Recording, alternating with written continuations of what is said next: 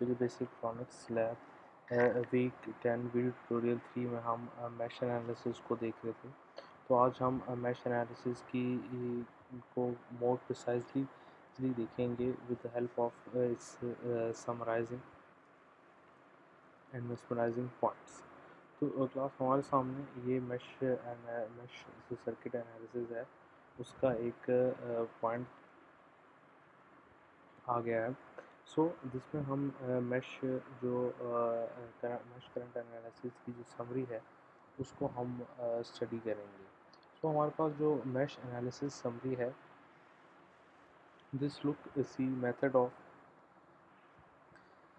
circuit analysis is probably the best of all circuit analysis methods, with the basic procedure of solving mass analysis equation as follow.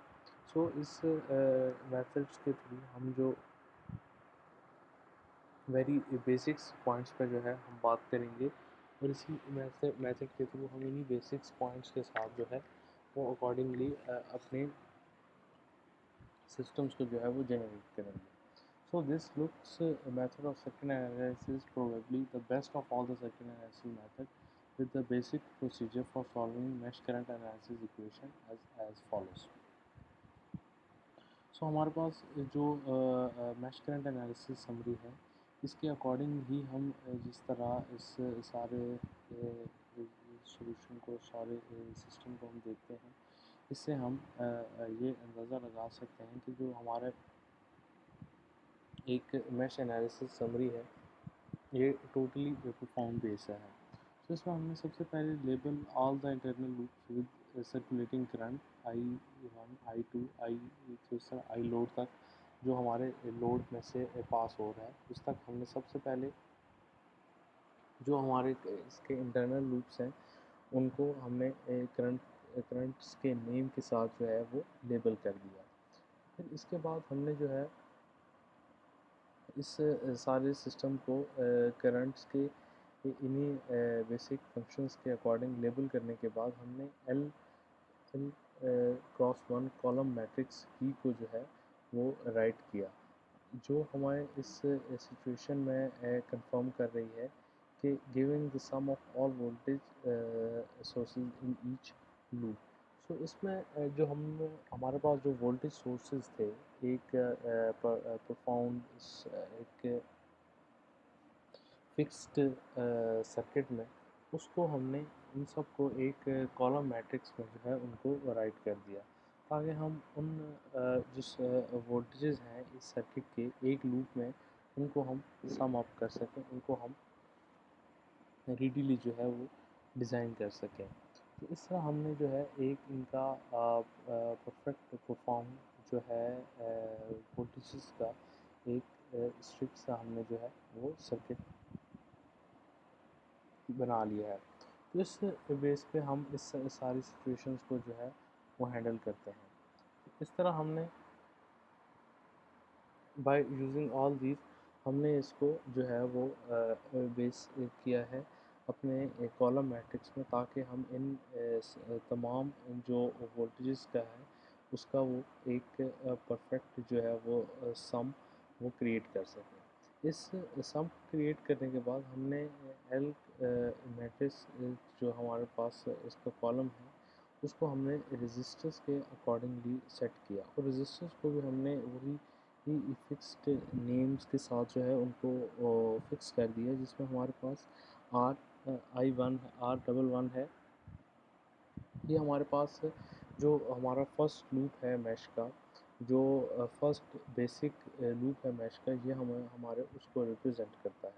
So R11 इस representing total resistance, जो हमारे पास first loop में total resistance exist कर रही है उसको हम R11 के थ्रू रिप्रेजेंट कर देंगे। इसी तरह Rn the total resistance in the nth loop जो हमने एक आर्गुमेंट सर्किट इसका जो डिज़ाइन किया उसके अकॉर्डिंगली भी हमने इसको आर nth जो है nth R11 के नेम से इसको हमने सपोज कर लिया, लेट कर लिया।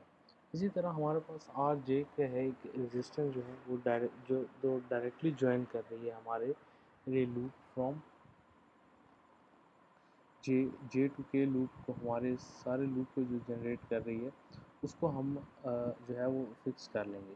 तो इस तरह हमारे पास इनका एक जो प्रोफाउंड स्ट्रक्चर है इस इन रजिस्टर्स का, वो हमारे पास क्रिएट हो जाएगा। तो उसके बाद हम राइट द मैट्रिक्स और vector quality v is equal to R I one, जो आर आई जो कि हमारे पास ओम्स लॉ के एक को रिप्रेजेंट करता है, शो करता है, where current is the list, where I is the list of current to be found. जिनमें हमारे पास जो आय है ये उस लिस्ट को रिप्रेजेंट कर रही है जिसमें हमारे पास करंट्स जो है वो हमें फाउंड होते हैं। So as well as the mesh current analysis, we can also use node analysis to calculate the voltages. So सारे सिस्टम के लिए हम नोड एनालिसिस को भी यूज़ करते हैं जिनसे हम वोल्टेज जो है वो कैलकुलेट कर सकें around the loops, again reducing the amount of mathematics required using Kirchhoff laws.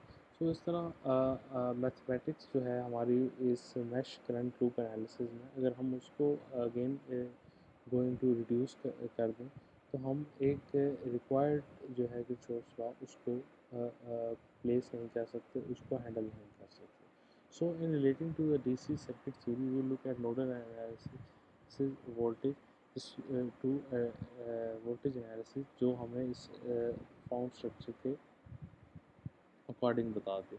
सो उसके लिए हमने ये जो है एक सर्किट इस तरह का जो डिज़ाइन किया जिसमें हमारे पास मैश एनालिसिस जो है ये इस टेक्निक को शो कर रही है कि हम किस तरह इस सारे प्रोसीजर को जो है वो चेक करें, और उसको चेक करने के लिए हमारे पास क्या क्या जो प्रोसीजर हैं वो रिक्वायर्ड होंगे। तो उन तमाम प्रोसीजर्स को रिक्वायर्ड चेक करने के लिए हमने उसको इस सिचुएशन में पेस्ट किया। तो इसमें जो हमारे पास फर्स्ट स्टेप है for the identification of meshing and assigning circular currents to these meshes. After these mesh equations are developed using KVL and expressing voltage drops in terms of mesh currents. तो जैसे कि हम एक profound एक fixed circuit की बात करते हैं जिसमें हमारे पास जो है फिक्स्ड अमाउंट में रेजिस्टर्स हैं और वोल्टेजेस इंडिपेंडेंट पावर सोर्सेज हैं, और उनके ऊपर हमने जो है वो मैश एनालिसिस के थ्योरम के अकॉर्डिंग उसको जज करना है। हमारे पास एक जो है फिक्स प्रोसीजर इसमें आता है जिसमें हम इसको करते हैं मेजर। इसमें हमने जैसे हमारे पास ये एक स्ट्रक्चर है जिसमें हमारे पास 6 रजिस्टर्स हैं हमने सारे जो सिक्स रजिस्टर्स हैं उनको मेजर किया है और उनको construct circuit as shown in lab हमारे पास जैसे है उसको हमने जो है वो परफॉर्म कर लिया। सो इस तरह note down the values of register and the applied voltage, इस तरह हमने जो तमाम जो हमारे ये वैल्यूज़ हैं उनको हमने नोट डाउन किया ताकि हम इस फिक्स और परफॉर्म स्ट्रक्चर को अपने यूजेस में ला सकें और इसके इन्हीं यूजेस की वजह से हम इसको जो है वो फिक्स अप कर सकें। सो इस तरह हमने जो currents in those branches of mesh हैं जो are very not very common to any other mesh है, इन सब की भी हमने वोल्टेजेस दी and these are the mesh currents I one which is the source currents as well I two and I three. तो हमारे पास यही जो मैश करंट है ये एक मैश करंट है और इनको हम एज अ सोर्स करंट भी जो है वो कंसिडर करते हैं। In the given circuit these elements are R5, R6 and R1 respectively. So एक गिवन सर्किट्स में जो हमारे पास हैं इन एलिमेंट्स को हम R5, R6 एंड R1 के अकॉर्डिंग भी कंसिडर करते हैं। सो इस तरह as per rules of mesh current analysis the currents in all other branches should be equal to the difference of mesh currents depending upon commonality of those branches between respective meshes.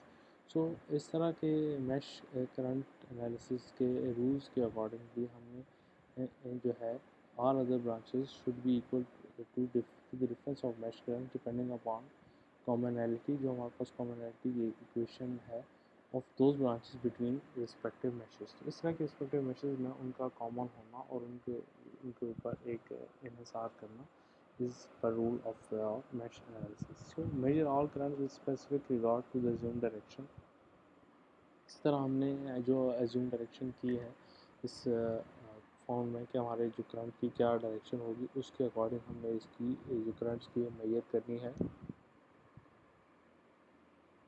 इसके साथ which value should be present which branches, हमने ये चीज़ भी जो है ये calculate करनी है और इसको प्रॉपरली डिसाइड करके हमने यहाँ पे इसको है वो प्लेस करना है। इसी तरह हमारे पास the measured and the calculated voltage should tally which will verify the mesh current analysis technique. और ये जो हमारे पास कैलकुलेटेड और मेजर्ड वैल्यूज़ होंगी इनको हमने एक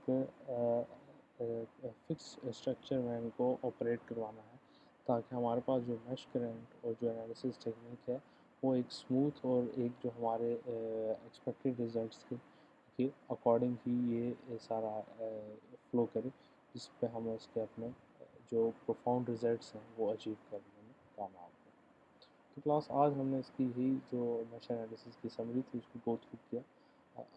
जब उसको एक एक्स्ट्रा स्टेप से हमने उसको जानने की कोशिश की।